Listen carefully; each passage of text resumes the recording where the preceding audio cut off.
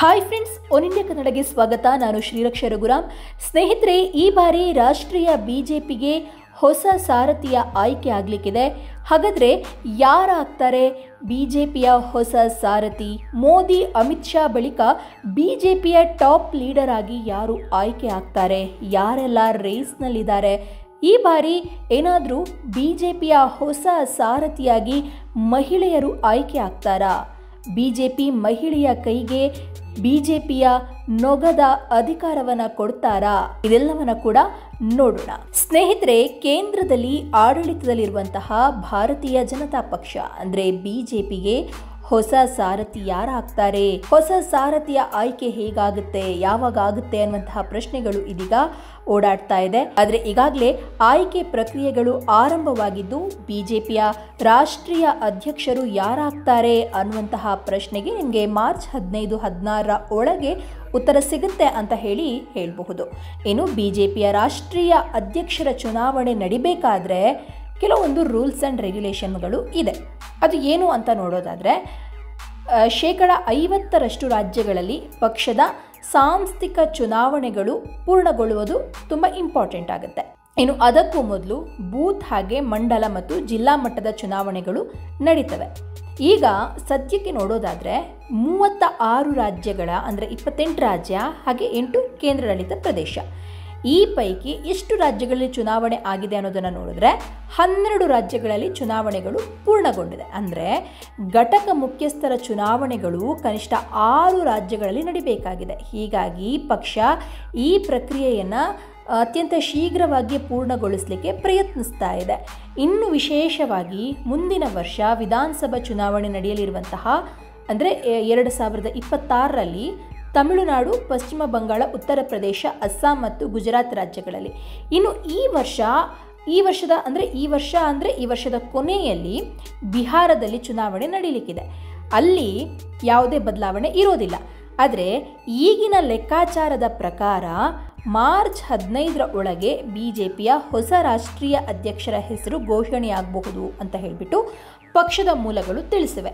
ಇನ್ನು ಈಗಾಗಲೇ ಬಿಜೆಪಿ ರಾಷ್ಟ್ರೀಯ ಅಧ್ಯಕ್ಷ JP ನಡ್ಡಾ ಉತ್ತರಾಧಿಕಾರಿ ಆಯ್ಕೆ ಪ್ರಕ್ರಿಯೆ ತುಂಬ ಸ್ಪೀಡನ್ನು ಪಡ್ಕೊಂಡಿದೆ ಅಂತಲೇ ಹೇಳಬಹುದು. ಯಾಕಂತ ಹೇಳಿದ್ರೆ ತುಂಬ ವೇಗವಾಗಿ ಆಯ್ಕೆ ಮಾಡುವಂತಹ ಒಂದು ಜವಾಬ್ದಾರಿ ಇದೀಗ ಬಿಜೆಪಿ ಮೇಲೆ ಇದೆ. ಹಾಗಾಗಿ ಇದನ್ನೆಲ್ಲೂ ಸ್ಲೋ ಮಾಡದೆ ಬೇಗವಾಗಿ ಮುಗಿಸ್ಬಿಡೋಣ ಅನ್ನುವಂಥದ್ದು ಅವರ ನಿರ್ಧಾರ.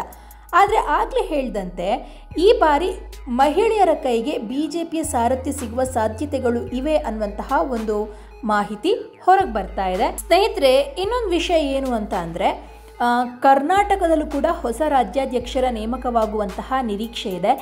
ಈಗಾಗಲೇ ಉಸ್ತುವಾರಿಗಳಿಗೆ ಸಂಭಾವ್ಯ ಹೆಸರು ಅಂದರೆ ಯಾರಾಗಬಹುದು ರಾಜ್ಯಾಧ್ಯಕ್ಷರು, ಅವರ ಹೆಸರನ್ನು ಕಳಿಸ್ಕೊಡಿ ಅಂತ ಹೇಳಿಬಿಟ್ಟು ಸೂಚಿಸಲಾಗಿದೆ. ನಿಮಗೆ ಗೊತ್ತು, ಕರ್ನಾಟಕದಲ್ಲಿ ಅಂದರೆ ಅದರಲ್ಲೂ ಕೂಡ ಬಿಜೆಪಿಯಲ್ಲಿ ರಾಜ್ಯಾಧ್ಯಕ್ಷರ ಬದಲಾವಣೆ ಆಗಬೇಕು ಅನ್ನುವಂತಹ ಕೂಗು ಮುಗಿಲು ಮುಟ್ಟಿದೆ ಅಂತಲೇ ಹೇಳಬಹುದು. ಒಂದು ಕಡೆಯಿಂದ ವಿಜಯೇಂದ್ರ, ಇನ್ನೊಂದು ಕಡೆ ಯತ್ನಾಳ್ ಅವರು ಹೋರಾಟವನ್ನು ಮಾಡ್ತಾನೆ ಇದ್ದಾರೆ. ಇನ್ನು ಕೇರಳ, ತಮಿಳುನಾಡಿನಲ್ಲಿ ಈಗ ಇರುವ ಸುರೇಂದ್ರನ್ ಮತ್ತು ಅಣ್ಣಾಮಲೈ ಅವರೇ ರಾಜ್ಯಾಧ್ಯಕ್ಷರಾಗಿ ಮುಂದುವರಿಯುವಂತಹ ನಿರೀಕ್ಷೆ ಇದೆ.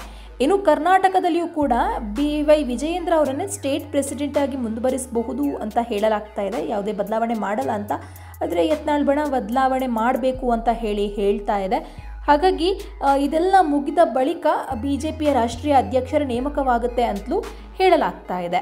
ಸ್ನೇಹಿತರೆ, ಈ ರಾಷ್ಟ್ರೀಯ ಅಧ್ಯಕ್ಷರ ಹುದ್ದೆ ಅಥವಾ ಬಿಜೆಪಿ ರಾಷ್ಟ್ರೀಯ ಅಧ್ಯಕ್ಷರ ಹುದ್ದೆ ಇದೆಯಲ್ವಾ, ಇದೇನು ಸಾಮಾನ್ಯವಾದ ಹುದ್ದೆ ಅಲ್ಲ, ಅತ್ಯಂತ ಟಾಪ್ ಹುದ್ದೆಗಳಲ್ಲೇ ಬರುತ್ತೆ ನರೇಂದ್ರ ಮೋದಿ ಹಾಗೆ ಅಮಿತ್ ಶಾ ನಂತರದಲ್ಲಿ. ಹಾಗಾಗಿ ಈ ಬಿಜೆಪಿಯ ಟಾಪ್ ಹುದ್ದೆಗೆ ಹಲವು ಹೆಸರುಗಳು ಓಡಾಡ್ತಾ ಇವೆ. ಆದರೆ ಏನಂತ ಹೇಳಿದ್ರೆ, ಯಾವಾಗಲೂ ಕೂಡ ಸರ್ಪ್ರೈಸ್ ಅಥವಾ ಒಂದು ರೀತಿಯಲ್ಲಿ ಆಶ್ಚರ್ಯವನ್ನು ಕೊಡೋದ್ರಲ್ಲಿಯೇ ಬಿಜೆಪಿ ಇರುತ್ತೆ. ಹಾಗಾಗಿ ಈ ಬಾರಿ ಯಾರಾಗ್ತಾರೆ ಬಿಜೆಪಿ ರಾಷ್ಟ್ರೀಯ ಅಧ್ಯಕ್ಷರು ಅಂತ ಹೇಳಿಬಿಟ್ಟು. ಆದರೆ ಇಲ್ಲಿರುವಂತಹ ಒಂದು ಸಮಸ್ಯೆ ಏನು ಅಂತ ಅಂದರೆ, ಯಾರನ್ನು ಆಯ್ಕೆ ಮಾಡಿದ್ರೂ ಕೂಡ ಅದು RSSಗೆ ಇಷ್ಟ ಆಗಬೇಕು. ಇನ್ನು ಬಿಜೆಪಿ ರಾಷ್ಟ್ರೀಯ ಅಧ್ಯಕ್ಷರ ನೇಮಕದಲ್ಲಿ RSS ಪಾತ್ರ ಕೂಡ ತುಂಬ ದೊಡ್ಡದಿದೆ. ಇನ್ನು ಮೋದಿ ಮತ್ತು ಅಮಿತ್ ಶಾ ಅವರ ಆಯ್ಕೆಯನ್ನು RSS ಒಪ್ಪುತ್ತಾ ಕಾದು ನೋಡಬೇಕಾಗಿದೆ. ಅಲ್ಲದೆ ಜಾತಿ ಸಂಯೋಜನೆ ಕೂಡ ಹೊಸ ಅಧ್ಯಕ್ಷರ ನೇಮಕದಲ್ಲಿ ಪ್ರಮುಖ ಪಾತ್ರ ವಹಿಸುತ್ತದೆ. ಜೊತೆಗೆ ಉತ್ತರ ಭಾರತ ಹಾಗೂ ದಕ್ಷಿಣ ಭಾರತದ ವಿವಾದವನ್ನು ಕೂಡ ತಲೆಯಲ್ಲಿ ಇಟ್ಕೊಂಡು ಅಂದರೆ ಉತ್ತರ ಭಾರತ ಹಾಗೂ ದಕ್ಷಿಣ ಭಾರತದಲ್ಲಿ ಏನೆಲ್ಲ ಸಮಸ್ಯೆಗಳಾಗುತ್ತಲ್ವ ಅದೆಲ್ಲವನ್ನು ತಲೆಯಲ್ಲಿ ಇಟ್ಕೊಂಡು BJP ಹೊಸ ಅಧ್ಯಕ್ಷರನ್ನು ಆಯ್ಕೆ ಮಾಡಬೇಕಾಗುತ್ತೆ. ಜೊತೆಗೆ ಉತ್ತರ ಪ್ರದೇಶದಲ್ಲಿ ಎಲ್ಲಿ ಅಂದರೆ ಯಾವ ಭಾಗದಲ್ಲಿ BJPಗೆ ಗೆಲ್ಲುವಂತಹ ಸಾಧ್ಯತೆ ಇಲ್ಲ ಅಲ್ವಾ, ಅದೆಲ್ಲವನ್ನು ತಲೆಯಲ್ಲಿ ಇಟ್ಕೊಂಡು ಅಲ್ಲಿಯೂ ಕೂಡ BJPಯನ್ನು ಅರಳುವಂತೆ, ಕಮಲವನ್ನು ಅರಳುವಂತೆ ಮಾಡಬೇಕಾದಂತಹ ಒಬ್ಬ ನಾಯಕನನ್ನು BJP ಹುಡುಕ್ತಾ ಇದೆ. ಅಂಥವನ್ನೇ ರಾಷ್ಟ್ರೀಯ ಅಧ್ಯಕ್ಷ ಮಾಡುವ ಸಾಧ್ಯತೆ ಇದೆ. ಇನ್ನು ಸ್ನೇಹಿತರೆ, JP ನಡ್ಡಾ ಅವರ ಒಂದು ಅಧಿಕಾರದ ಅವಧಿಯನ್ನು ನೋಡೋದಾದರೆ JP ನಡ್ಡಾ ಅವರು 2019ರಲ್ಲಿ ಪಕ್ಷದ ಕಾರ್ಯಕಾರಿ ಅಧ್ಯಕ್ಷರಾಗಿ ಜವಾಬ್ದಾರಿಯನ್ನು ವಹಿಸಿಕೊಂಡಿದ್ದರು. ಬಳಿಕ ಜನವರಿ 2020ರಲ್ಲಿ ಅವರನ್ನು BJP ರಾಷ್ಟ್ರೀಯ ಅಧ್ಯಕ್ಷರನ್ನಾಗಿ ಸರ್ವಾನುಮತದಿಂದ ಆಯ್ಕೆ ಮಾಡಲಾಯಿತು. ಇನ್ನು ಅಮಿತ್ ಶಾ ಅವರ ಬಳಿಕ JP ನಡ್ಡಾ ಪಕ್ಷದ ಸಾರಥ್ಯವನ್ನು ವಹಿಸಿದ್ರು.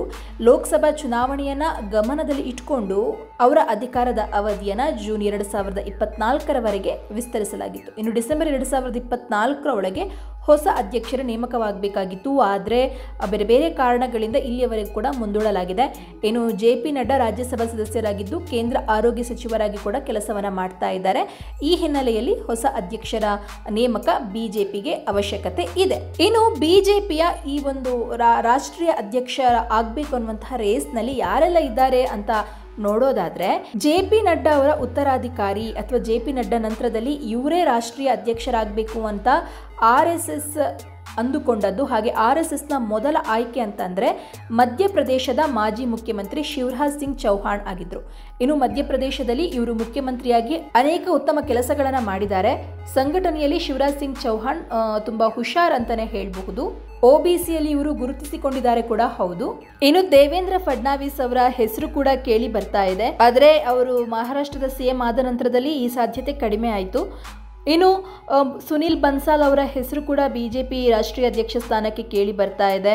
ಇನ್ನು ಮಹಾರಾಷ್ಟ್ರದ ವಿನೋದ್ ತಾವ್ಡೆ ಅವರ ಹೆಸರು ಕೂಡ ಈ ರೇಸ್ನಲ್ಲಿ ಇದೆ. ಇವರು ಮೋದಿ ಹಾಗೆ ಅಮಿತ್ ಶಾ ಅವರಿಗೆ ಆಪ್ತರು ಕೂಡ ಆಗಿದ್ದಾರೆ. ಏನು ಹಿಮಾಚಲ ಪ್ರದೇಶದ ಹಮೀರ್ಪುರದಿಂದ 5 ಬಾರಿ ಸಂಸದರಾಗಿರುವ ಅನುರಾಗ್ ಠಾಕೂರ್ ಕೂಡ ಏನು BJP ರಾಷ್ಟ್ರೀಯ ಅಧ್ಯಕ್ಷ ಸ್ಥಾನದ ಆಕಾಂಕ್ಷಿ. ಏನು ದಕ್ಷಿಣ ರಾಜ್ಯಗಳಿಂದ ಅಥವಾ ಈ ಭಾಗದಿಂದ ದಕ್ಷಿಣ ಭಾಗದಿಂದ ಯಾರೆಲ್ಲ ರೇಸ್ನಲ್ಲಿದ್ದಾರೆ ಅಂತ ನೋಡೋದಾದ್ರೆ ನಮ್ಮ ಕರ್ನಾಟಕದವರೇ ಆದ BJPಯ ಸಂಘಟನಾ ವ್ಯವಹಾರಗಳ ರಾಷ್ಟ್ರೀಯ ಪ್ರಧಾನ ಕಾರ್ಯದರ್ಶಿ BL ಸಂತೋಷ್, ಏನು BJP OBC ಮೋರ್ಚಾದ ರಾಷ್ಟ್ರೀಯ ಅಧ್ಯಕ್ಷರಾಗಿರುವ ಡಾಕ್ಟರ್ K ಲಕ್ಷ್ಮಣ್, ಏನು ಜೊತೆಗೆ ದಕ್ಷಿಣ ರಾಜ್ಯಗಳ ಕೇಂದ್ರ ಸಚಿವರಾಗಿರುವ ಕಿಶನ್ ರೆಡ್ಡಿ ಮತ್ತು ಪ್ರಹ್ಲಾದ್ ಜೋಶಿ ಇವರು ಕರ್ನಾಟಕದವರೇ. ಇವರ ಹೆಸರುಗಳು ಸಹ ರಾಷ್ಟ್ರೀಯ ಅಧ್ಯಕ್ಷ ಹುದ್ದೆಯ ರೇಸ್ನಲ್ಲಿ ಕೇಳಿ ಬರ್ತಾ ಇದೆ. ಆದರೆ ಇದರಲ್ಲಿ ಕೆಲವರು ನಿರಾಸಕ್ತಿಯನ್ನು ತೋರಿಸ್ತಾ ಇದ್ದಾರೆ, ನಮಗೆ ಅದರ ಅವಶ್ಯಕತೆ ಇಲ್ಲ ಅಂತ ಹೇಳ್ತಾ ಇದ್ರೆ, ಕೆಲವರು ರಾಷ್ಟ್ರಾಧ್ಯಕ್ಷರಾಗಬೇಕು, BJP ರಾಷ್ಟ್ರಾಧ್ಯಕ್ಷರಾಗುವಂತಹ ಆಸೆಯಲ್ಲಿ ಇದ್ದಾರೆ ಅಂತಲೂ ಹೇಳಲಾಗ್ತಾ ಇದೆ. ಇನ್ನೊಂದು ವಿಷಯ ಅಂತಂದರೆ ಆಗಲೇ ಹೇಳಿದ್ವಿ, ಈ ಬಾರಿ ಏನಾದರೂ BJP ರಾಷ್ಟ್ರೀಯ ಅಧ್ಯಕ್ಷರಾಗಿ ಮಹಿಳೆಯರು ಆಯ್ಕೆ ಆಗ್ತಾರಾ ಅನ್ನುವಂಥದ್ದು. ಯಾಕಂತ ಹೇಳಿದ್ರೆ ಇಲ್ಲಿಯವರೆಗೆ BJP ರಾಷ್ಟ್ರಪತಿ, ಮುಖ್ಯಮಂತ್ರಿ ಮತ್ತು ಲೋಕಸಭಾ ಸ್ಪೀಕರ್ ಸೇರಿದಂತೆ ಹಲವು ಹುದ್ದೆಗಳಿಗೆ ಮಹಿಳೆಯರನ್ನು ನೇಮಿಸಿದ್ದಾರೆ. ಪಕ್ಷಕ್ಕೆ ಇದುವರೆಗೂ ಕೂಡ ಒಬ್ಬ ಮಹಿಳೆಯು ರಾಷ್ಟ್ರೀಯ ಅಧ್ಯಕ್ಷೆಯಾಗಿ ನೇಮಕಗೊಂಡಿಲ್ಲ. ಇನ್ನು ಐತಿಹಾಸಿಕ ಮಹಿಳಾ ಮೀಸಲಾತಿ ಮಸೂದೆಯನ್ನು ಅಂಗೀಕರಿಸಿರುವಂತಹ ತೆಲಂಗಾಣ ಮತ್ತು ಮಹಿಳಾ ಮೋರ್ಚಾ ರಾಷ್ಟ್ರೀಯ ಅಧ್ಯಕ್ಷೆ ವನತಿ ಶ್ರೀನಿವಾಸನ್ ಅವರ ಹೆಸರು ಕೂಡ ಈ ಒಂದು ರೇಸ್ನಲ್ಲಿ ಕೇಳಿ ಬರ್ತಾ ಇದೆ. ಇದರ ಜೊತೆಗೆ ಆಂಧ್ರ ಪ್ರದೇಶದ BJP ಮುಖ್ಯಸ್ಥೆ ದಗ್ಗುಬಾಟಿ ಪುರಂದರೇಶ್ವರಿ ಇವರ ಹೆಸರುಗಳು ಕೂಡ ಕೇಳಿ ಬರ್ತಾ ಇದೆ. ನೋಡೋಣ, ಅಂದರೆ ಮಾರ್ಚ್ 15-16ರ ಒಳಗಾಗಿ ಗೊತ್ತಾಗುತ್ತೆ ಯಾರು BJPಯ ರಾಷ್ಟ್ರೀಯ ಅಧ್ಯಕ್ಷರು ಅನ್ನುವಂಥದ್ದು. ಮಹಿಳೆಯರ ಕೈಗೆ ಹಾಕ್ತಾರಾ ಅಥವಾ ಪುರುಷರೇ ಅದರ BJPಯ ನೊಗವನ್ನು ಹೊರ್ತಾರಾ ಅನ್ನುವಂಥದ್ದು ಗೊತ್ತಾಗುತ್ತೆ. ಸದ್ಯಕ್ಕಂತೂ BJPಯಲ್ಲಿ ಮಹಿಳಾ ಟ್ರೆಂಡ್ ಸ್ವಲ್ಪ ಜೋರಾಗಿ ನಡೀತಾ ಇರುವಂಥದ್ದಂತೂ ಸತ್ಯ.